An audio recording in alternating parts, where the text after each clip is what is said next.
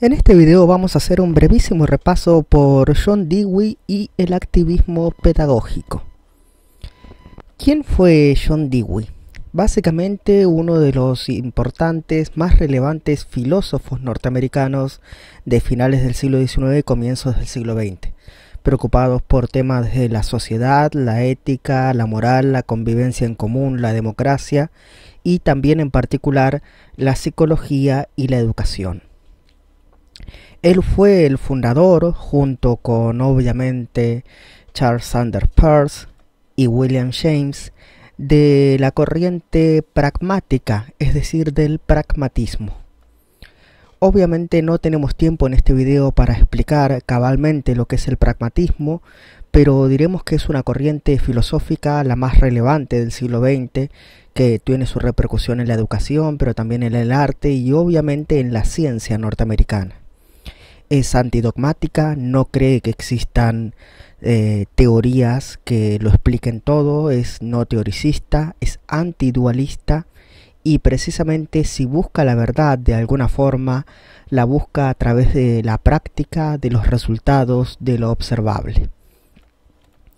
Así, el activismo que Dewey propone en educación es todo lo contrario a las corrientes pedagógicas en boga en ese momento y históricamente aceptadas como válidas. Me refiero, claro está, a lo que dominaba la escuela del siglo XIX, que es decir, el escolasticismo y cuando mucho la pregunta socrática, es decir, el aprendizaje memorístico, repetitivo, a través de prueba y error, y volver a repetir y ensayar, y en todo caso cuando se aprendía una teoría se la aprendía de forma teórica o especulativa. Por el contrario, el vitalismo de Dewey, a veces denominado como escuela nueva o escolanovismo, estaba centrado en la actividad, es decir, en aprender haciendo, no leyendo o repasando de memoria los libros, sino aprender a través de la actividad, de la práctica, el alumno no como alguien pasivo y sentado, sino como una persona activa que puede pararse, experimentar, mover, tocar las cosas, partir de los intereses de los alumnos, qué es lo que le intriga, qué es lo que le buscaría descubrir, aprender de la vida, no solamente de la teoría, es decir, aprender cosas prácticas que luego vayan a aplicar en el día a día cuando sean jóvenes o adultos, aprender del trabajo, aprender a hacer trámites y todo tipo de cosas que se requiera dentro de la sociedad, sobre todo para aprender a ser un ciudadano activo de la comunidad y de la democracia.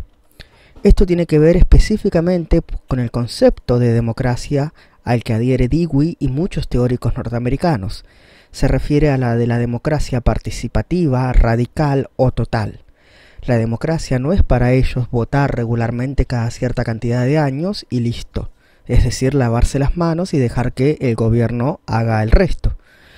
En todo caso es participar, preocuparse, ocuparse de los problemas de la comunidad, difundir ideas, expresarse libremente, procurar que existan los medios para hacerlo, intervenir en los problemas, dar soluciones y no entregarse a ese paternalismo pasivo de dejar al gobierno y al Estado hacer, sino comprometerse con la realidad concreta.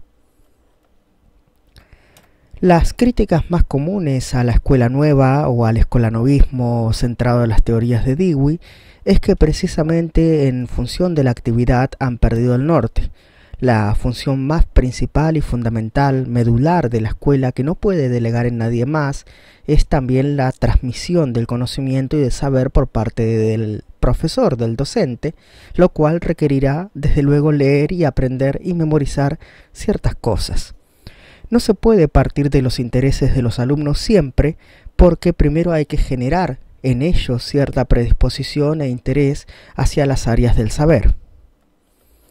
Y desde luego, hacer por hacer puede devenir en un vitalismo vacío, en un activismo vacío, perdiendo el sentido original de dar un aprendizaje o una función pedagógica a esa actividad, se termina pintando por pintar, o construyendo, o armando tal o cual cosa, o una maqueta, o esto o lo otro, sin que eso logre ningún tipo de aprendizaje significativo para el niño, lo cual obviamente contraría los mismos postulados pragmáticos de aprender para la vida. Desde luego que el legado es que queda aún mucho por hacer. El escolanismo nunca se llevó a cabo como modelo a gran escala, sino que fueron sobre todo experiencias aisladas, tanto en Estados Unidos como en Latinoamérica. O es decir, queda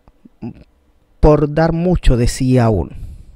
Gracias por haber visto este video. Si te ha servido para repasar, por favor compártelo, de esa forma me ayudas muchísimo en la difusión del canal.